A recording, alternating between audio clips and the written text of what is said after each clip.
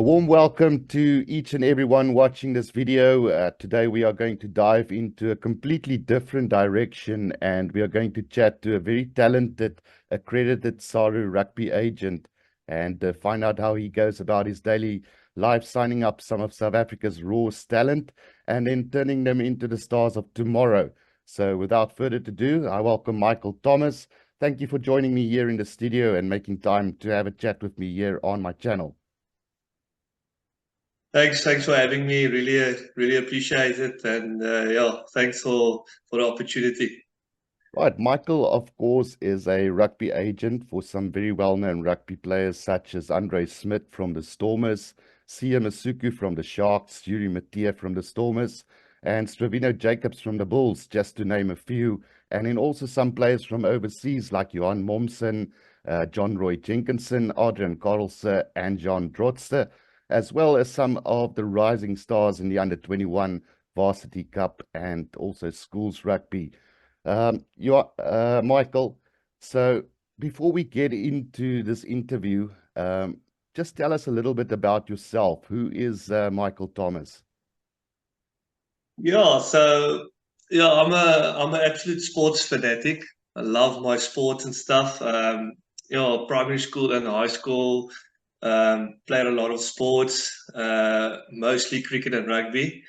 So I have a passion for sports, and I think through sports you can achieve a lot on the rugby field or cricket field or wherever. But also off the field, I think you learn a lot of discipline, the way you treat people, and you also make a lot of connections. So I think sports, like Nelson Mandela said, always it brings people together. So that's just why I have a passion for people and sport. So I love my sport. Absolutely. So, what role did rugby play in your life growing up? So yeah, I played a lot of rugby at school, but I was mostly a cricket player. Played provincial cricket at school or during my high school career and after school. But I always had a passion for rugby and the coaching side of it. So I saw the agency maybe as an opportunity where I can get players opportunity. Because if you can't be part of the coaching setup, maybe there's another way to have an influence in people's lives. So that's why I went the agency route, and yeah, it's absolutely loving it at the moment. Giving people opportunity. It's just it's awesome to help people achieving their goals and dreams in life. Brilliant. Tell us a little bit more about your work as a rugby agent, because we always just hear about rugby agents all over South Africa, but we don't really know what type of work they really put in. So just give us a little bit more detail of what you do on a daily basis as a rugby agent. Yeah, I think sometimes people think if they have a look on social media or they read in the papers of agents getting rugby players contracts, I think some of the people think it's I'm living a dream. But it's a lot of hard work, and uh, there's a lot of emotions involved. So you look after players, and you want to make sure players get the opportunities. And if you send them to a certain union, there's always every day there's a player or two. You want to keep the players happy. You have to speak to a lot of coaches why players are not playing. So it's a lot of hard work. Spending a lot of time on my phone. Um, yeah, just to make sure players are happy, they're in a happy space, and yeah, it's not always how can I put it, easy. But I think if you play a part in a rugby player's life and you part of their journey and why they are successful, I think it's a nice way to give back to people and play a part in people's dreams. Absolutely. So that's part of the responsibilities that you have towards the players. Tell us a little bit more in detail about that. How does it work to get new contracts for the players, sponsorships? I normally see you posting on social media with 2 or 3 players with new bags of clothing. How does all of that work? And what do you tell the coaches and the unions when a player gets injured? What period of time they're going to be out? How do you handle all those situations also during the time period? Yeah, firstly, if let's start at the beginning. So we normally scout people from about 16 years of age. A lot of people think it's too young, but I think the market is so competitive these days. Um, to get to see a talented boy, I think you mature at age 16. So then we will sign a player at age 16, and we will make sure the academics is on par, that we can get him into a university, and then yeah, after school in matric year, get him a contract, and yeah, then we will speak to unions. So what we will do is we will market the players, send them video clips, um, tell the coach or the CEO of a union what's the player's specialities, his skill level. They will normally ask if the player is normally injured, or how's his injuries looking from school. So there's a lot of factors involved when you market a player. But I think if you walk the road of honesty, and you look at life, marketing a player, I think you must just be honest, because I think everything will work out. But that's more or less how it works to market a player, and having a conversation with a coach and ask the coach what are they looking at in a player. If they are looking for a wing, then I will ask them, must the wing be tall? Must he be good in the air? Because the game has changed a lot since the URC, a lot of box kicks from 9. So they will ask, can the player turn around? Can he go up into the air? So there's a lot of factors when you market a player. If you market a lock, South African players love locks, so they want Yeah. the locks to be at 2 meters tall. But you can't market a lock if he's 193. Then you must have a look at him maybe playing at 7.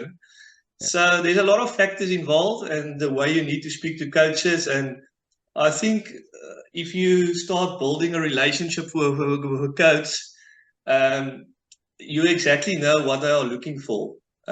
So before you market a player at a certain union, I've been an agent now for 10 years. So I'm mostly sure what Stormers or the Bulls they will have a look at. So yeah, there's a lot of factors involved when you market a player. Yeah, no, that sounds like a lot of hectic work that goes into your daily schedule and everything. There was one question, and I have a personal relation to that. Growing up in a small town, going to a small school, um, some of the players gets really hard to get noticed by agents and sometimes disappear off the radar and only get noticed later on when at varsity. And in some cases, they just completely just give up the dream of playing professionally.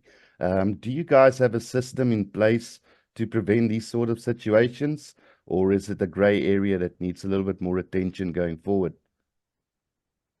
I think there's a lot of talented schoolboy players, um, but I firmly believe if we look at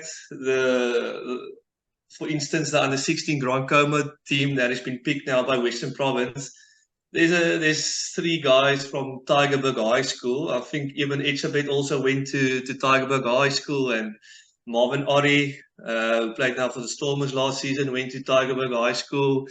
Um, Siamasuku was at Piet Retief High School. So I think if you play in the youth weeks, in the June holidays, I think you will get your exposure. If you're good enough and talented enough, if you're at a school that's in the top 5, or the schools that doesn't play at the Wildeklawe or Noordside Festival, I think you will still get scouted from a university side. If you're strong in your academics, I think you will get an opportunity. I don't think schools plays a massive role, what school you go to, um, but I think there's an opportunity for guys that can go to university, and through the Varsity Cup system, they will get their opportunity. Because I think a lot of guys from smaller schools will eventually go to a university and go study. And if they can't play at the Wildeklawe or Noordside Festival, I think Varsity Cup will give them the opportunities maybe to be recruited from, or agent will see them, or maybe a union would like interest in a player. So I think even Etzebeth, Siamasuku, those guys, I think they showed that if you're talented enough, somewhere people will recognize you as a talented player, and you will get into a setup where people will recruit you, or maybe offer you a contract at a bigger union. Yeah.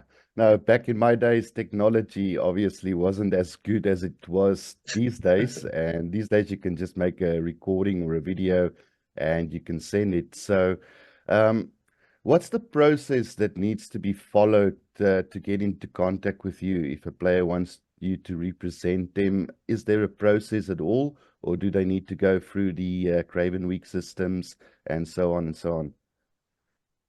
No, not at all. So, like I said before, we will normally start recruiting guys from 16, but mostly people will see on social media what I do, and all the stuff that I market on social media, and they will make contact with me. But there's a lot of players that I helped who's playing currently at the under 21 Currie Cup level at unions, who did not make the Craven Week team or didn't play Grand Coma on the 16 week. So mostly agents will go to players if they think they're good enough. They will recruit a player or sign a player. But I have sometimes there's parents phoning me and ask me to give their children an opportunity. I will never put the phone down and say I will not help you. I will always have a look at their clips or their marks if they can go to university, because I firmly believe that's the reason why I'm an agent, is to help people and try and see if I can get them an opportunity. But yeah, you don't have to play at the big schools or the big tournaments, Craven Week or Grand Como. I think if you're good enough, an agent will spot you. But word of mouth is the other way, where people contact me. If you help a certain player, then parents will phone me and say, "But you helped this and this player. Can I maybe have a chat with you?" We sit down and we discuss their boy. So yeah, Yeah. that's mostly how it works in my world, if I can call it like that. Yeah. Yeah. Well, that's obviously great to hear, and I think a lot of school rugby boys that will watch this video will take notice of this, and let's hope that your phone don't go ringing off the hook now because of this. But Yeah. yeah, it's a great way to know that they can actually contact you if they think they're good enough, and they obviously got proof of how they play and so on. And it's good to hear that you never turn them down. So that's a great way of going around things. What message do you have for any aspiring young player looking to make the breakthrough to club rugby, and locally and internationally? Yeah, I think it's a good question. I think there's more to life than just playing rugby. So, and I think that's why we love sport so much. It gives you a lot of opportunity to have a look at the world, how you treat your wife one day if you get married, and discipline in life, how you treat other people, respect. So for me, I always love a rugby player that works hard at school, that works on his academics, because I firmly believe life after rugby is also very important. So you can't just be focusing on rugby. That's why I always encourage people to go study, if that's an option. Because if you have a mark of 70 or 75%, I firmly believe you can go study and play rugby also. So my advice for young people is just don't focus on rugby and I want to play for the Springboks. Everybody's got a dream to play for the Springboks, but I think there's more to life than just playing rugby.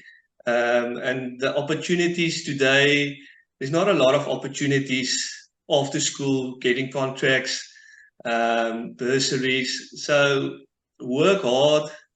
And I think if you work hard in life and you're disciplined, rugby, you will find a way in rugby eventually. But Absolutely. focus on other stuff apart from rugby as well, and make sure you do it well.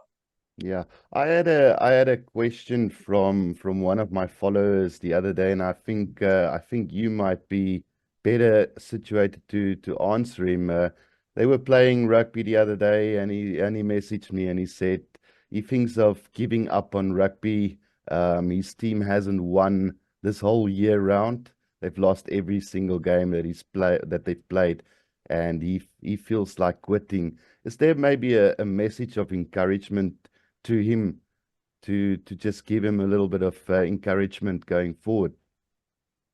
No, I think life in a whole is difficult. It's not always plain sailing. If you uh, today it's difficult times. We live in difficult times, so it's life is always will always be difficult. But I think a good example is the Sharks this season. They lost about 19 games in a row in the URC, and all of a sudden they just clicked and the whole season turned around, winning the Challenge Cup. So my advice always, if you play in a losing team and you keep on losing, try and see if you as a player can stand up and do stuff differently. Lead from the front, practice hard. People must see through your hard work and the way you handle yourself at practice. They want to be like you. So put up your hand and let people follow you. And maybe you can be the guy that can change the whole season around. So never give up. Just work harder and harder. Yeah, thanks for that one, Michael. And yeah, I think I've gone through most of the questions that I wanted to ask you, and I think a lot of the viewers will now understand what it is to actually be a rugby agent in South Africa and the daily lives of what you guys do. So to end off this interview tonight, I haven't asked you who your favorite player is currently playing. Obviously, it doesn't have to be one of the players that you represent, but which player is currently your favorite player to watch? Uh, if I can go back 5, 6, 7 years ago, if you allow me to, Absolutely. um, I was a massive fan of Fourie de Pre. I think he was the ultimate rugby player, and he was one of my heroes of all time, playing rugby for South Africa. He's certainly one of the best South African rugby players that I had the privilege to see play. I just think his composure, the way he handles pressure, he's never under pressure. He's got a lot of time on the ball. He makes excellent decisions. And when I scout rugby players, especially backline players, I always look at guys who's got composure, who's got enough time on the ball, make good decisions under pressure. So yeah, I will say if I can go back in time, 4, 5, 6, 7 years back, I will definitely say for de Pre. That's an excellent choice. You could not have gone wrong with that pick. So, with that, we're going to bring an end to this interview. Thank you so much for joining me, Michael, and taking the time to come onto the channel and do this interview. Thank you so much. No, thanks for the opportunity. Really appreciate it. Absolutely loving talking to you. And yeah, thanks once again. And any questions, always you can always ask. We're always willing to answer any questions. But thanks once again for the opportunity. Really appreciate it. Right, thank you. And thank you for each and everyone that has tuned in to watch this video. Until next time, this is the Rugby Guru. Until next time, cheers for now.